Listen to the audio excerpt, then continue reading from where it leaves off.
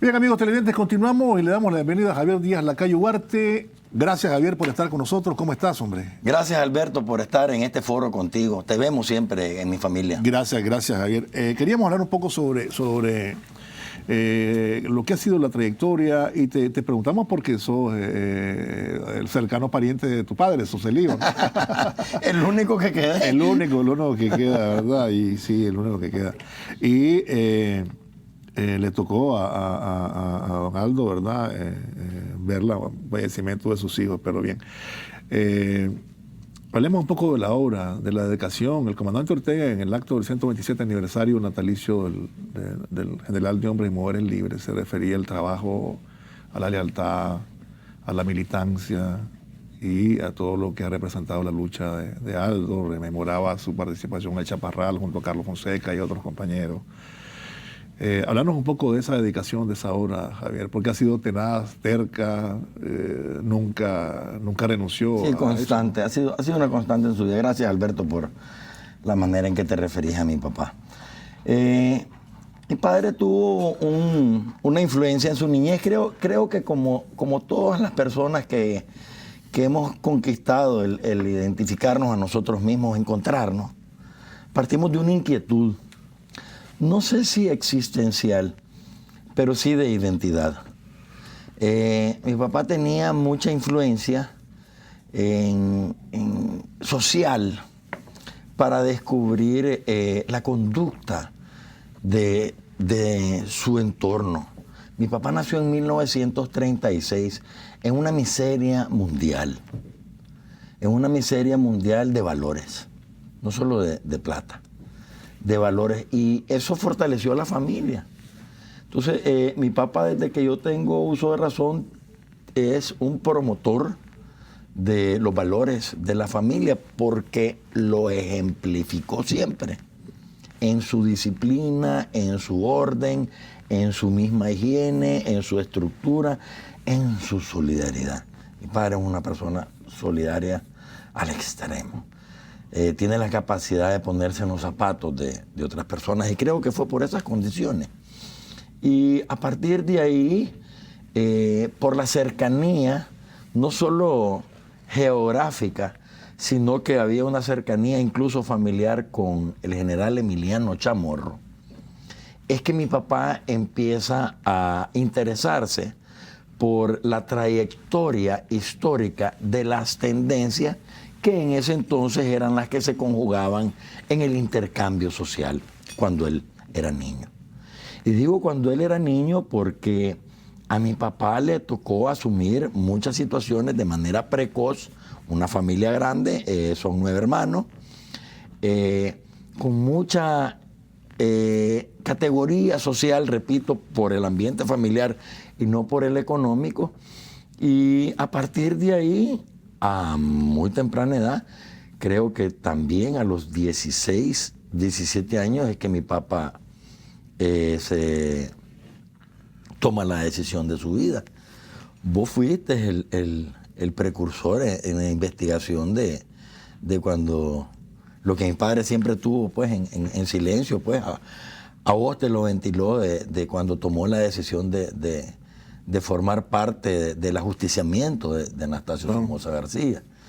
Y eso viene de la mano con que él se encuentre con el general Ramón Raudales, que es quien lo empapa de las formas, de la estrategia de la lucha de entonces. Aunque es un compañero de él, Carlos Fonseca, después mi papá reconoce en el comandante Carlos pues ese interés por incorporar a Sandino en la patente de esas reivindicaciones que eran unos intercambios a prueba y error. Nicaragua tenía condiciones de desarrollo, entre comillas, pero porque vos que sos economista lo sabés, se dedicaba a producir materia prima. Y entonces era atractivo para otros países que en su desarrollo transformaban esta materia prima. Entonces los volúmenes y las garantías y las cosechas estaban pagadas desde antes de sembrarlas. Entonces por eso decía que era el granero de Centroamérica, Nicaragua. Y qué bien por el país, pero qué mal por esa herencia que fue dejando, sobre todo en la inquietud de muchos, de no poder aprovechar las oportunidades de desarrollo. Porque sin duda agregarle valor a la cadena de producción, de transformación, incluso llegar a la de comercialización, que en esos eslabones están las ganancias más grandes, era el pasaporte de desarrollo a Nicaragua. Y era un desarrollo que iba a invitar al mismo desarrollo social.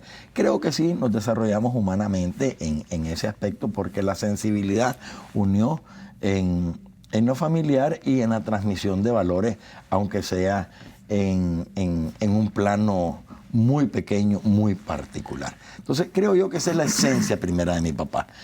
Una sensibilidad humana, una vocación por el conocimiento de la historia, una vocación por el conocimiento de Sandino, y de la mano en la praxis, apenas conquistando su juventud, ya a tratar de modificar, de arrancar de raíz una herencia que no dignificaba. Hablando un poco luego del luchador, luego del diplomático, donde hizo extraordinaria labor, ¿siempre tenía la espinita del historiador o se dedica luego de sus actividades? Él dice que se convierte en historiador, que él es historiador, se define por circunstancias, sí. Lo de diplomático y lo de tener una visión holística amplia, la desarrolla precisamente con el Che Guevara. El Che Guevara atendía los movimientos latinoamericanos que querían conquistar sus respectivas identidades, rescatar su nacionalismo, alcanzar su revolución. Con Piñera, no hay que olvidarlo. Entonces, en ese entonces, dice mi papá que eran fuertes, pues.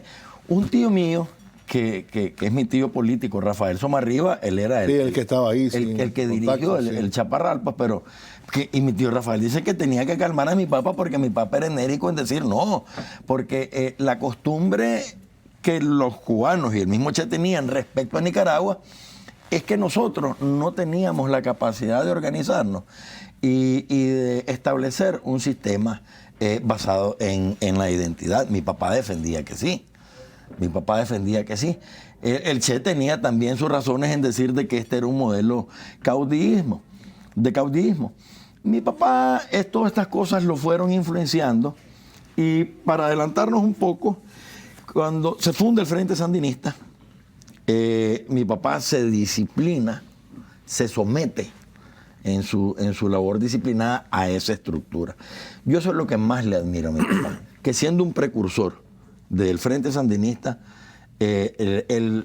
la disciplina, la obediencia, la militancia que él conserva hasta el día de hoy. Entonces, en sus inquietudes mi papá va madurando. La obra que más me gusta de mi papá se llama El Inconsciente Colectivo, que es un pequeño ensayo. Él ahí descubre que los latinoamericanos, y específicamente los nicaragüenses, tenemos un arraigo por encontrar o por trascender a esas dos culpas que trajo la colonización y el mestizaje, culpas sociales. Porque siendo parteaguas o puntos de salto cualitativo, representaron mayor sometimiento, mayor explotación, mayor escasez en la identidad, en la riqueza humana, y esos arraigos los tuvo pues todo el continente, los tuvo nuestro territorio, incluso antes de llamarse Nicaragua, y mi papá empieza a masticar en esa obra la identidad mestiza desde el inconsciente. Cuando con la disciplina de vida estudia a Bolívar, estudia a Sandino, identifica que Bolívar tiene un planteamiento que viene superando la vergüenza del mestizaje, se define mestizo, define a la patria grande indohispana, promueve la independencia verdadera, no solamente la independencia de las colonias, que es cuando Bolívar, existiendo 21 estados ya libres de la colonia española, los invita a que tengan una unidad en cuanto a una tendencia que vaya a los rescates, tanto mestizos como indígenas. Entonces, Sandino lo leyó bien a Bolívar. Martí es cierto que estudió e identificó bastante a Bolívar, pero el alumno más aventajado de la herencia de Bolívar es Sandino. Es Sandino por las cuestiones que ya hemos hablado, pues, por lo mismo. O sea, te he hablado de mi papá con las características de Sandino. Una identidad precoz, una inquietud social, una inquietud de antecedente histórico, acción, tomar acciones y establecer una propuesta de cambio. ¿Y cuál es la transversalidad que veo yo hoy como herencia? Es que el ser sandinista, el respetar esos ideales, el ser revolucionario, el ser consecuente, es tener que pasar obligadamente y lamentablemente por un proceso de transición que finalmente conquiste la paz. Y creo que mi padre es un hombre que, aunque se metió, que fue guerrillero, que aunque estuvo dispuesto a entregar hasta su vida por dar el punto de partida, por el inicio del fin, creo que mi padre hoy es un ejemplo del amor a la humanidad. Ahora que estábamos viendo los reflejos, no solamente en Norteamérica, sino del mundo, de la carencia de amor a la humanidad, de la carencia de respeto a la vida. Estamos en una sociedad mundial, global, de irrespeto a la vida. Creo que eso nos ha polarizado entre los países que buscamos nuestra identidad y la solidaridad y el desarrollo humano, y otros que buscan solamente el bienestar a través de lo material. Vamos a ir a la pausa, pero cuando regresemos quisiera que te refirieras un poco al día de reconocimiento, ¿verdad? ¿Cómo lo vio tu padre, el comandante sostuvo la orden a Bustos de Sandino, le dijo, Aldo, te la pongo en el pecho? Vamos a la pausa, ya regresamos. A ver si podemos colocar, Javier, esta fotografía, vamos a enviarla a Milton, pero vamos a preguntar si es posible, ¿no? Ponerlas aquí y transmitirlas sin que haya problemas. Vos sabés que ahora con esto de las redes no se sabe. Javier, ¿cómo vivió tu papá el momento en el que estaba viendo por la televisión? Porque así lo mencionaba el comandante, ¿no? Aldo, me estás viendo en la televisión, sí. te coloco esta orden. Bueno, vos sabés pecho. que mi papá está, es evidente, ¿no? Está pasando por un proceso de recuperación médica. Sí, sí. Entonces él estaba en una sala, pues con todos los rigores de higiene, y entonces está ahí, de repente mi mamá me llama y me dice, Javier, venite por favor, me dice, que se están llevando a tu papá a otro lado, me dice. Qué bueno, le digo yo lo están moviendo a su cuarto, pues, él tiene un cuarto pues más abierto, pues. Entonces, yo no sé, y me fui. Entonces, evidentemente, estaba en el otro cuarto del hospital de la policía. Entonces, estaba allá mi papá viendo el televisor. Entonces, nos sentamos a ver el acto en homenaje al 127 aniversario natalicio de Sandino.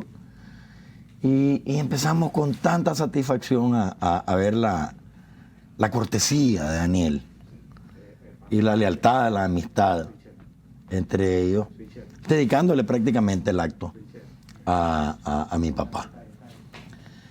Y bueno, ahí está mi papá con mi mamá, exactamente. Entonces, estábamos ahí y empieza Daniel a hacer referencia. Yo recuerdo cuando se dijo, esa foto es el presidente José López Portillo. México. En México, y mi papá con Daniel, mi papá.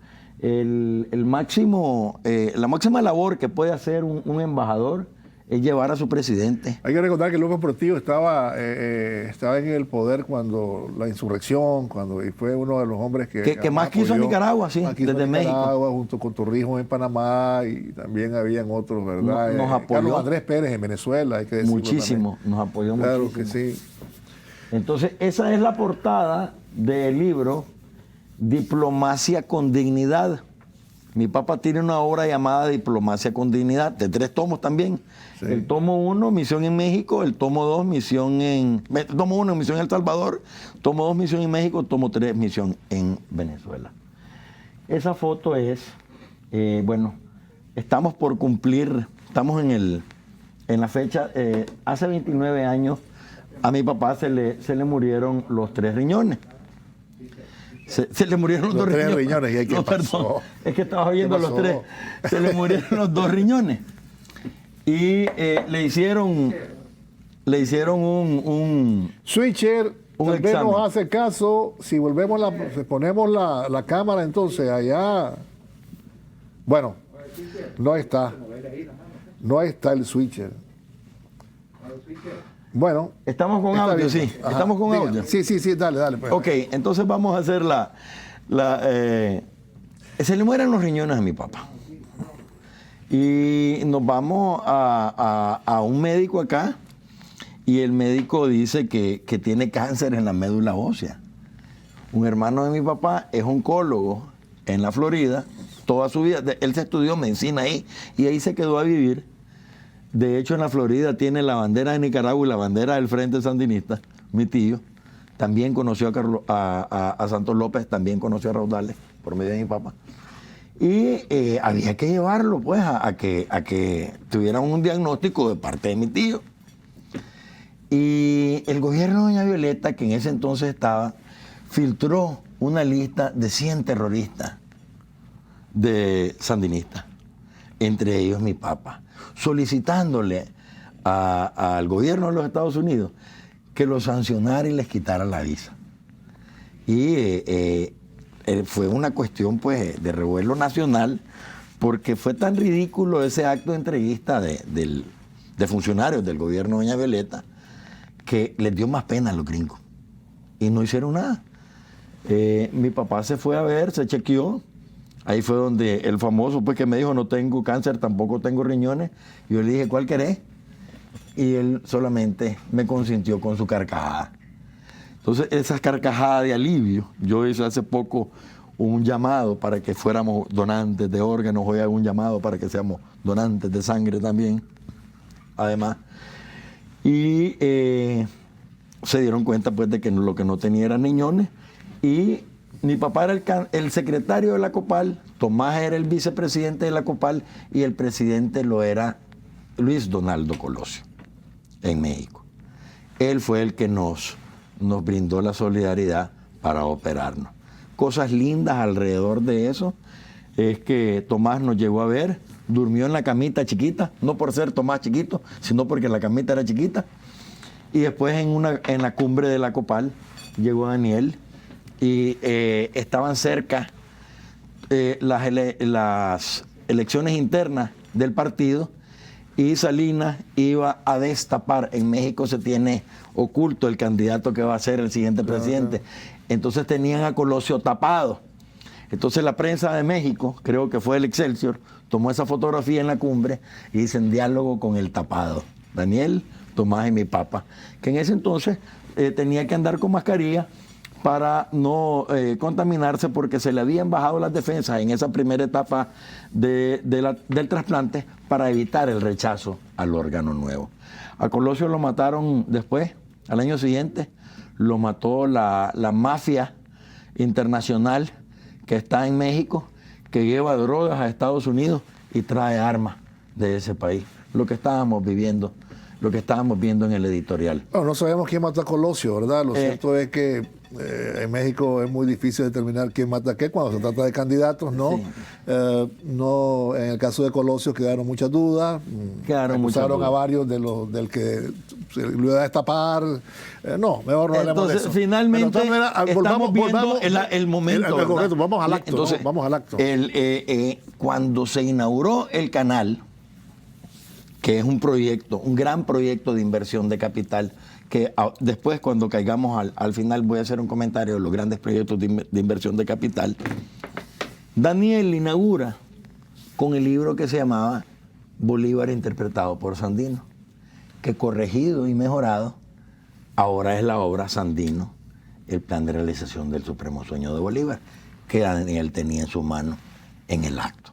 Entonces todos en la familia pensábamos de que será la máxima honra que Daniel le podía estar haciendo. Estaba haciendo el acto en torno a la obra de mi padre. Rescató además y acotó de que existía otra que está inédita y se comprometió a hacer lo que es la personalidad política de Sandino. Y yo estaba con mi papá y estoy sentado al lado y yo estoy feliz, sintiendo como mío el homenaje. Y hombre, sale Daniel con la sorpresa de otorgarle en nombre del pueblo de Nicaragua esa máxima distinción a mi papá. Yo me puse a llorar en el pecho de mi papá. Mi mamá le preguntó, ¿está contento? Claro, le dice mi papá, claro. Y fue una cosa pues maravillosa. Creo que mi papá en ese momento empezó a pensar ya en su siguiente etapa de trabajo. Y al día siguiente estaba reflexionando conmigo, estábamos hablando, ya con un poquito mejor la garganta, él hablaba conmigo acerca de... Estaba de acuerdo, yo le decía, hay un irrespeto por la vida en el mundo. Hay un irrespeto, hay una crisis de valores. Y empecé a hablarle también de la esperanza que hay, que en Nicaragua tenemos un modelo que trata de rescatar, intenta promover los valores. Pero eso es una situación que requiere de la participación popular y colectiva, que creo asimismo que la tenemos. Y hablo del pueblo porque te agradezco enormemente, Alberto, que toques el tema de mi papá, pero es que mi papá hizo una nota de agradecimiento. Y estoy seguro que si mi papá me estuviera viendo, estuviera ahorita porque a usted le toca su hora de descanso, hoy cuando me vea así lo va a ver. Él quisiera más bien que hablemos del pueblo de Nicaragua. Mi papá ha sido una persona extremadamente humilde. Mi padre ha dejado que su actuar, su obra misma literaria y su obra revolucionaria hable por él. Creo que es maravilloso hablar de mi papá, pero creo que su mayor anhelo es que se toque la oportunidad de desarrollo que estamos teniendo. Y en ese sentido quisiera yo, antes de darte la batuta, decir de que ha sido bastante difícil poder ir hilvanando en esta segunda etapa de la revolución la inyección periódica de capital que el país ha venido necesitando. Porque a grosso modo podrías decir, hombre, si es lógico, si vas a hacer algo de aquí hasta allá, vos ponés polos de desarrollo, como van a ser tantos kilómetros o tanta dimensión, haces economía de escala. Eso no se nos ha permitido en este país, porque hemos tenido desembolsos cortos, desembolsos condicionados, hemos tenido prioridades. El otro día, aquí estaba viendo otro invitado tuyo, reflexionar acerca de lo mismo, que en estos 15 años este gobierno se ha caracterizado de tener la sensibilidad de concentrarse, de tener la sensibilidad de priorizar y de tener la sensibilidad de aportar al ahorro. El ahorro es como una inversión. Yo creo que tenemos también, por las limitantes y las barreras de ingreso, tenemos condiciones que no nos dejan explotar las oportunidades para abaratar aún más los costos de los servicios. Y digo abaratar aún más porque el poblador común, vos y yo, recibimos subsidios de parte del Estado, pero estamos pagando consecuencias pues porque pudieran haber otras oportunidades de desarrollo, siempre para los más desfavorecidos. Mi papá, pues he mencionado el inconsciente colectivo, diplomacia con dignidad, Sandino, Bolívar interpretado por Sandino, Sandino en la realización del supremo sueño de Bolívar. Tiene otra obra muy linda que se llama Las tres revoluciones independentistas, donde la justifica también mestiza. Mi papá se casó con ese concepto del mestizaje, porque ciertamente es una reivindicación social, moral y humana, que escalona a estos días. Sobre todo para que nosotros tengamos filtros, para que evitemos factores de riesgo en la transculturización. Creo que la globalización expone lamentablemente a todos los sujetos a aspiraciones que no corresponden a las capacidades u oportunidades inmediatas, haciendo sus aspiraciones más caras, más difíciles, teniendo como riesgo la frustración, teniendo como riesgo el desgaste, teniendo como riesgo la insatisfacción. Creo de que el modelo que tenemos en Nicaragua, que apunta hacia el desarrollo territorial, hacia el desarrollo humano local, hacia la microeconomía, hacia la tolerancia, hacia la inclusión, nos permite estar satisfechos con los recursos que tenemos a la mano, que no son pocos y tampoco son malos. Y ahora has visto pues el ingenio. Te iba a decir, pues cuando decías que nos hemos visto limitados, que nos hemos visto con situaciones condicionadas y todo eso, yo creo que el gobierno de Nicaragua lo estableció en 2007, aquí no hay condiciones. También viste que le dijo a los organismos financieros, no, el plan es de Nicaragua y lo vas a apoyar, no el plan que me impongas. Y yo creo que a pesar de todas las adversidades, porque la economía mundial se ha movido en diferentes momentos a la baja, Nicaragua ha podido sortear, ¿verdad? Y con la pandemia ha podido sortear, ya no digamos con lo que causaron con intento de golpe fallido. En 2018 Nicaragua ha podido sortear y de alguna manera pues vemos ahora el fruto, el desarrollo, los frutos que tenemos ahora pues con carreteras, caminos, agua, saneamiento. O sea, se ha hecho un gran esfuerzo, Javier, en medios. Claro, somos un país con recursos limitados, eso a nadie lo pone en duda, pero se ha sabido hacer una discusión buena. Es la prioridad. Y la otra cosa, sin olvidar también todos los aspectos que tienen que ver con el apoyo a la producción, a la pequeña producción, a todo ese movimiento. Inclusive hasta la señora que está en la calle teniendo alguna actividad. Es que hay una conciencia generalizada. O sea, sí se han hecho cosas, ¿no? Cuando yo menciono la condición, el aspecto condicionante es el agente que está en la ecuación.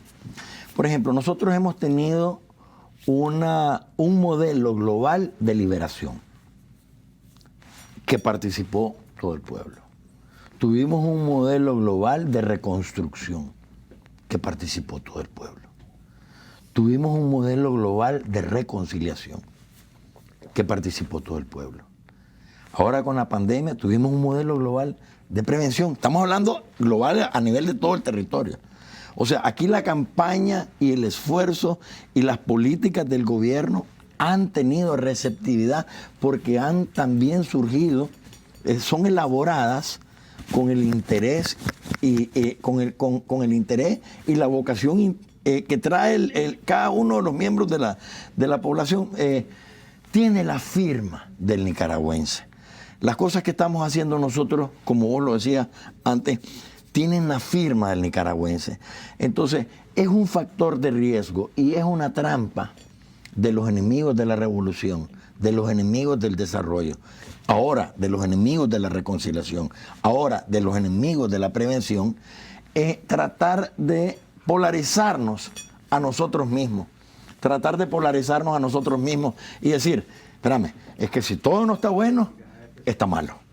Espérame, que si todos no pertenecen a una estructura partidaria, está malo.